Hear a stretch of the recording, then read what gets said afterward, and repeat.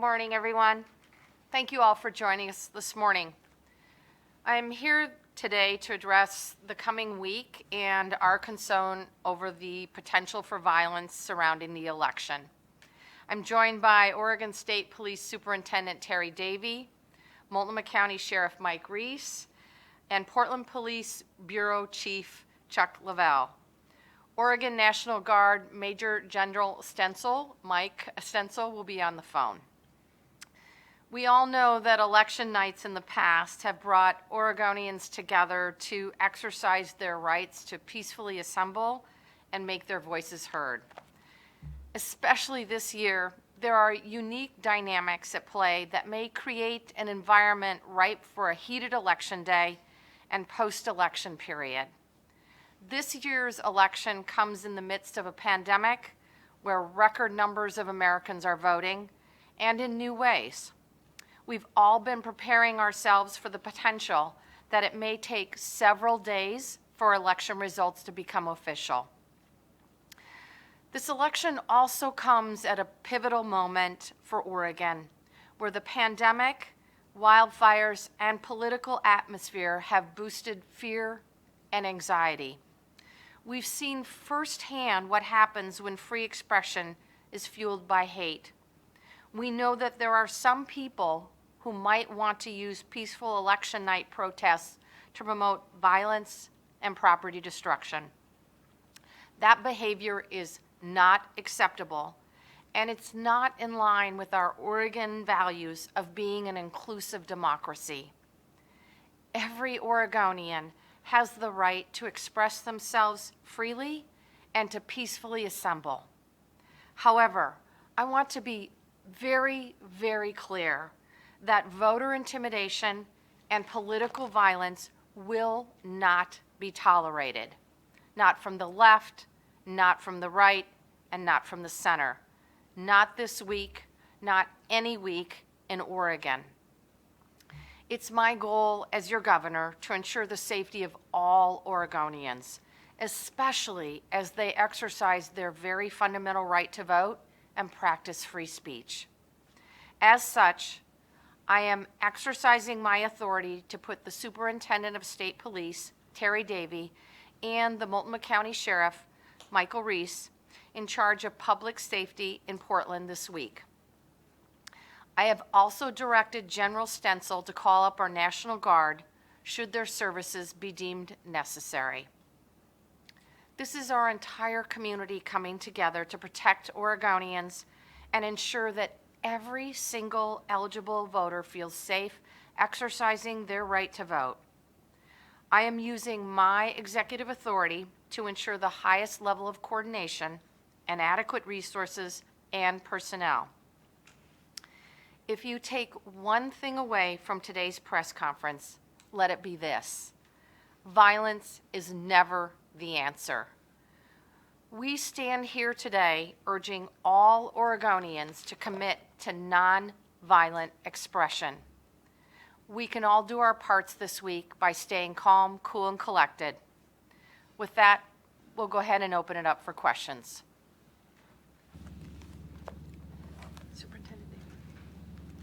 Thank you, Governor. Looks like we have a few people on the line, but not that many people in the question queue yet. So please go ahead and press 0 to enter the question queue. We'll start out with Lisa Balick from KOIN. Yes, can you hear me okay? Yes. Yeah, first question. Governor, what exactly will the National Guard be able to do? Will they be out on the streets? General Stenzel, are you on the line? I am. Yeah, thanks, Lisa. We've got a number of units that will be available on standby to assist in any riot and crowd control, traffic control, detention support, logistics, whatever may be needed or requested by Oregon State Police or local law enforcement. Just want to foot stomp that we are primarily, in a supporting role, and we're really there to augment those agencies in the event that we're needed.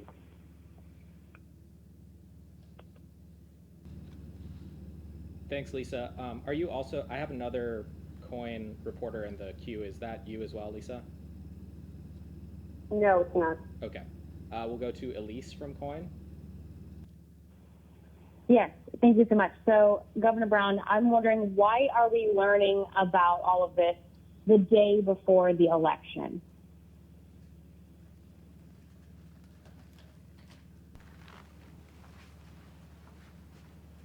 Can you hear me? Yes, I can hear you. Sorry, we're working under COVID constraints, and I needed to come back into microphone territory. Look, our state, local, and community partners have been working on measures for this particular week for a number of weeks now. We've been partnering at the state level with our partners at Multnomah County and the City of Portland. Folks have been meeting on a daily basis preparing for this election week. Our goal here is to make sure that Oregonians are safe, that Oregonians can exercise their right to free speech, and that folks can vote safely and securely. I guess I'm just wondering why the announcement didn't come sooner and why it's just the day before. Look, folks have been preparing, as I said, for this week for a number of weeks. I feel confident that we have adequate resources on the ground with the signing of this executive order. We wanted to make sure that there was an adequate number of persons to assist and that we can keep the peace, that we can make sure that people can protest peacefully and that no further property destruction will occur. Looks like we have a few people in the queue now. We'll go next to Tess Risky with Willamette Week. Go ahead, Tess. Hi, this question I think is for Chief Lavelle. I'm wondering, will Portland police officers be able to use tear gas following the governor's executive order? This is Chief Lavelle. The governor's executive order puts us under her control. So if need be, that tool will be available at the direction of Oregon State Police or Multnomah County Sheriff's Office. I'm going to have Superintendent Davey respond to that as well.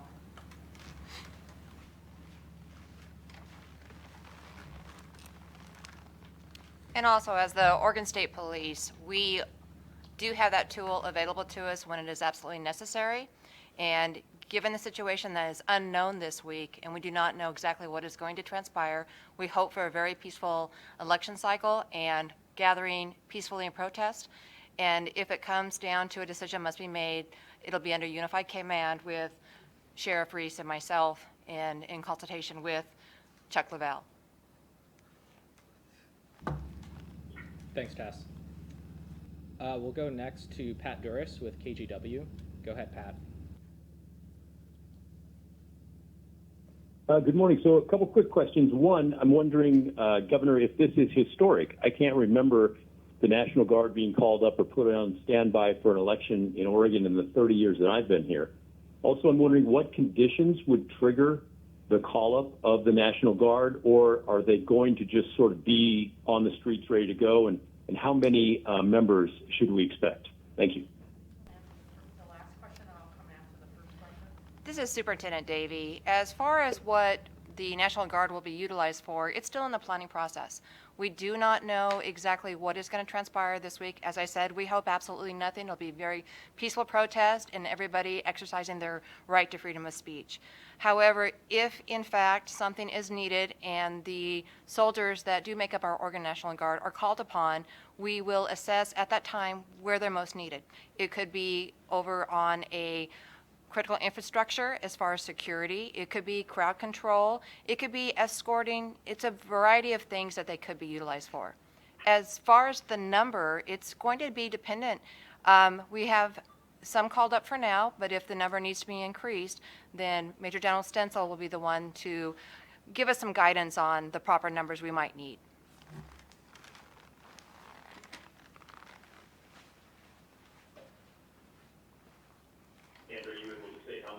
Already? Pat, this is Governor Brown. I'm not able to answer that question. General Stencil is on the phone, and I think he can give you a general sense. But your first question is whether this is historic or not. I also can't answer that question, but what I can say is this.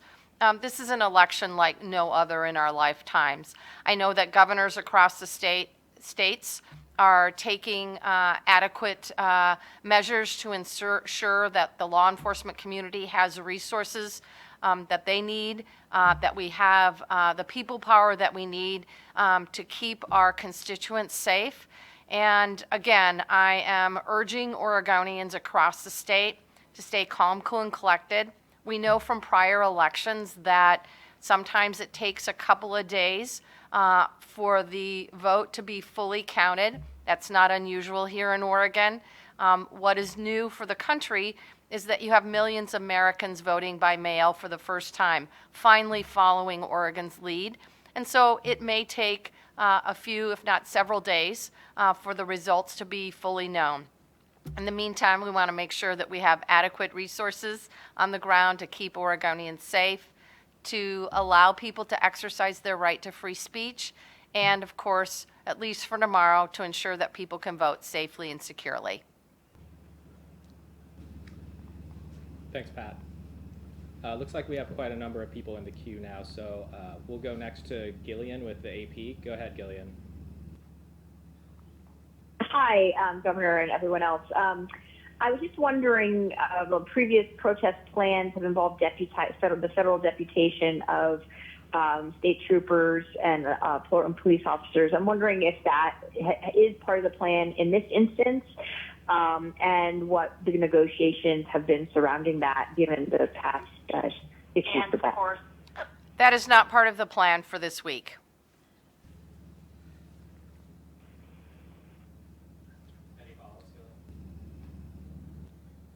All right, thank you. We'll go next to... Go ahead. No, that's okay. Go ahead. To the next question. All right, thank you. We'll go next to Maxine with the Oregonian. Go ahead, Maxine.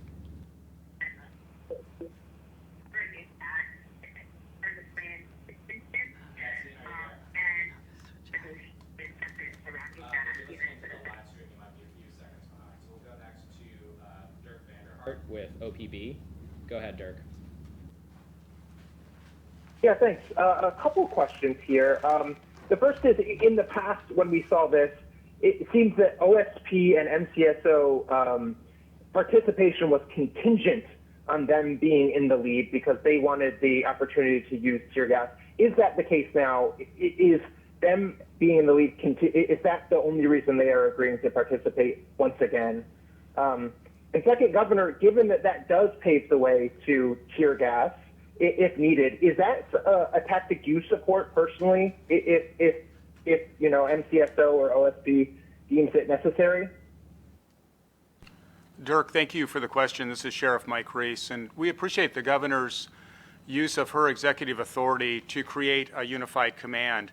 It allows all of the law enforcement agencies in Multnomah County to work collaboratively in alignment, certainty about what we're going to do, and to give us the resources necessary to keep the peace in our community. We want to use no force at all in this election process. Our goal, our overarching goal, is to keep the peace, to have a visible presence so that people can vote peacefully and engage in our democratic processes, and for us to support that. And the Governor's order to create a unified command is simply there to allow us to work in a collaboration and a model that was very successful on September 26th. So, Sheriff, the question is, would your deputies be involved without this structure? We've been planning with the Portland Police Bureau and the Oregon State Police for several weeks on responding to the potential for election violence, but also just to, again, keep the peace in our community, have a highly visible presence to ensure that people feel safe in voting and that there won't be any voter suppression or intimidation. Yeah, but you didn't answer whether you would be involved without this structure. As I said, yes, we've been working together for several weeks, and this allows us, again, to work in a unified command model that was very successful on September 26. Thanks, Dirk. We've got a number of Governor, people do you have an answer to that second part piece, though, Governor, about the use of tear gas and your personal opinion? Thank you. I've been very, very clear. My goal in issuing this executive order is to make sure that the law enforcement community has the resources that they need and the people power that they need to keep Oregonians safe, to ensure that Oregonians can protest peacefully, both during and after the election, and to ensure that the elections can be held safely and securely. The Oregon State Police, as you are well aware, has the ability to use CS gas. They use it under extremely limited circumstances and use it in the situation to save lives and keep people safe. Law enforcement needs these tools at times to keep Oregonians safe and to protect property. Thanks, Dirk. We've got a number of people waiting to ask questions here, so I'm going to move on. Maxine, are you there? Yes, I'm here. Can you hear me? Yes, go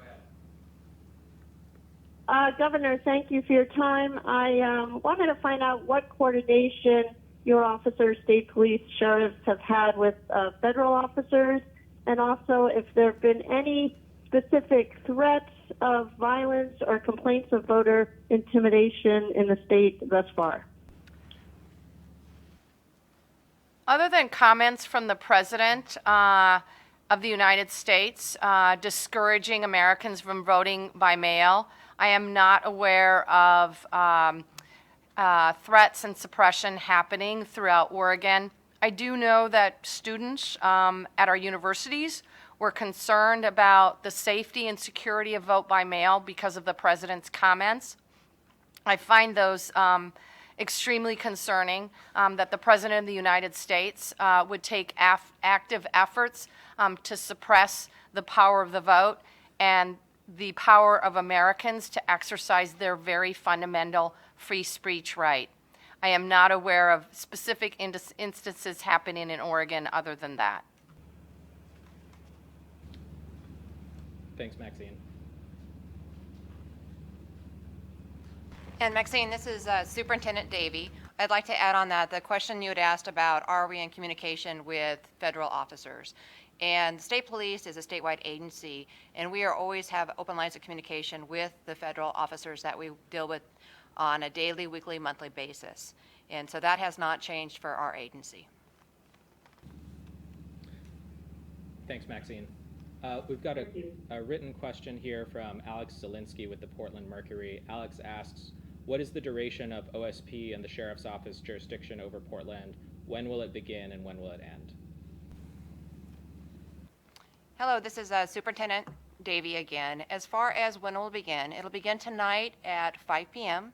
and it runs for approximately 48 hours. And during that time period, on Wednesday afternoon, the governor can reassess the situation that Oregon is looking at specifically here in Multnomah County. Thanks, Alex, for the question. We'll go next to Gary Warner with EO Media. Go ahead, Gary. Yes, hi, Governor. Thanks for taking time this morning. We received a letter today from the Institute for Constitutional Advocacy and Protection at the Georgetown University Law Center that monitors militia activity, noting a incident over the weekend that occurred at Lively Park in Springfield at a voter ballot drop. I know that most of this activity you're talking about today is geared towards what might happen in Portland, but what's being done to ensure that there isn't intimidation of voters elsewhere in the state at this time? So, Gary, this is Superintendent Davey again, and I can give you some information on that. I know since we have 36 counties here in Oregon, there are all different types of law enforcement agencies, county, local, and state that are involved in this topic. And you are correct, there was an incident down in Springfield over the weekend, and the local law enforcement is very aware of it, and they're working with the state police in that area, and so is the county. As far as what we're doing statewide, it's communication. It's preparation and planning to make sure that all the elections, county elections, are in communication with their law enforcement. I know that Sheriff Reese has been in constant communication here in Multnomah County to ensure that all the deputies and the police officers in the area understand where the drop boxes are, and to ensure that those that do use the drop boxes do feel safe when they do that. I guess my question would be, being aware of an incident doesn't tell me really anything about what sort of action is being taken on these sort of things. Are you doing anything proactively out of concern for these sort of incidents? Gary, this is Superintendent Davey again. I think the specific incident down in Springfield I'm not going to address today. However, what are we doing? A lot of it is through communication. It's the preparation and planning that goes into it to make sure that our officers, our deputies, and our troopers are aware of where the ballot locations are so that they can ensure that there is not issues of voter suppression occurring in those locations. And it's through communication, and if Sheriff Reese would also like to add to that on what he's done here locally, he can provide information. Yeah, this is Mike Reese. Again, I think in Multnomah County, having deputies who can quickly respond to any criminal calls for service or voter intimidation or attempts to suppress the vote at ballot locations in Multnomah County is really critical to ensuring a safe democratic process.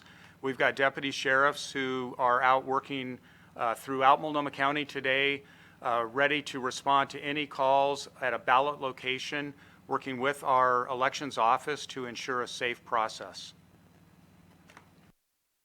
I guess the last question I would have is, what are the rules about open carry of long rifles and things like that in around voting areas? In Michigan, the governor there took some action to create a sort of a buffer zone. What is the law in Oregon about somebody showing up at a ballot box with an AR-15?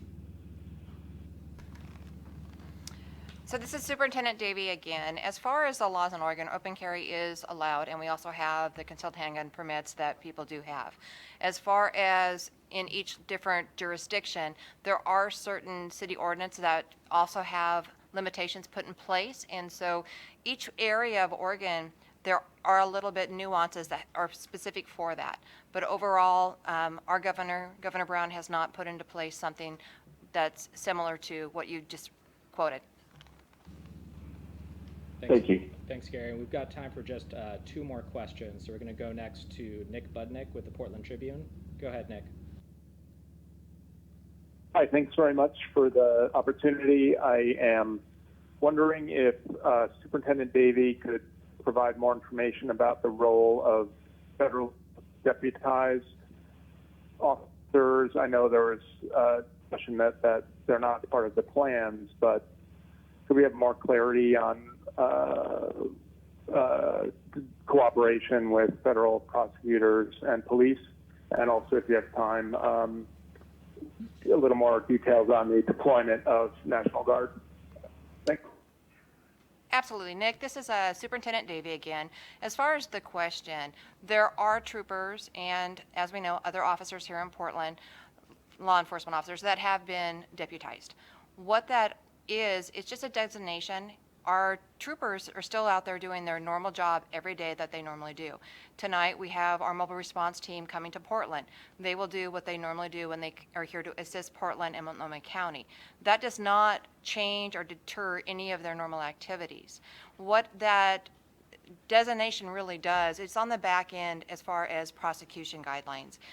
It's whether or not our district attorney here in Multnomah County, Mike Schmidt, determines that if a case does not meet prosecutorial guidelines, perhaps it maybe does in the federal area. That's the difference for that piece. But as far as their duties, they will remain what they always are. And if you're talking about how we interact with our federal partners have a mission also in Portland. There are numerous federal buildings that they are responsible for protecting, and that's their mission. That's different than the mission that we have here today. The mission that we had in August is not the same that we have today, to be here for Portland and Multnomah County to help and support.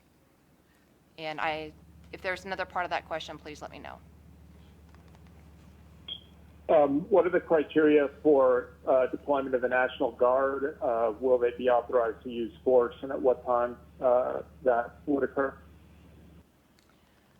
So, Nick, this is Superintendent Davey again. I think a lot of that will be in consultation with Major General Stencil on the line. But as far as when they'll be deployed, it's going to be dependent on the situation that we're in. We do not know what can transpire in the next couple of days to the next week. And so we will evaluate it. And more likely than not, they are a support role. They are here to assist us potentially with infrastructure protection, perhaps on some type of perimeter security. That's our main area, is to assist us to allow law enforcement then to be readily available for more of interaction if there are individuals that are trying to create some type of unrest. It frees up the law enforcement to do our job. And General Stencil, I don't know if you have anything additional on that. Not a lot to add, Superintendent. The bottom line, as you noted, is we're there in a supporting role. And while we're always in a position to defend ourselves, we'll be looking to Oregon State Police, Sheriff's Office, and Portland Police Bureau to provide us any type of cover, since we will not be armed. Thank you, General. Thank you, Nick. We've got time for one last question, so we're going to go to Brenna Kelly with KPTV. Go ahead, Brenna. Hi, good morning. Last week, it was still unknown exactly how many officers would be prepared or on standby for crowd control, when at that point it was unclear who would be in charge of public safety. Now that we know that piece, how many law enforcement officers are on standby, and which agency will have the most that will be specifically responsible for public safety at elections protests? This is Sheriff Mike Reese. Thank you for the question. Again, the governor's order allows us to bring a collaborative response to public safety in Multnomah County. So all law enforcement agencies, not just the three of us represented here, but our partners at Port of Portland Police and the Gresham Police Department will also be assisting in managing whatever events transpire in Multnomah County. I think that we'll have enough resources to have a highly visible presence to deter criminal activity and to ensure that people feel that their ability to vote is protected and that we have a safe and welcoming environment around our elections process. Thanks, Brenna. That's Can all. you number? I don't think that we want to get into the specific number of officers or deputies or troopers that are going to be participating. Part of it will be dependent upon what happens in other parts of the state. State police have a responsibility for other jurisdictions as well. So if there are events that happen in other parts of the state, they may be sending resources there. Thank you. Thanks, Brenna. That's all the time we have for questions today, folks, but thank you for joining us today.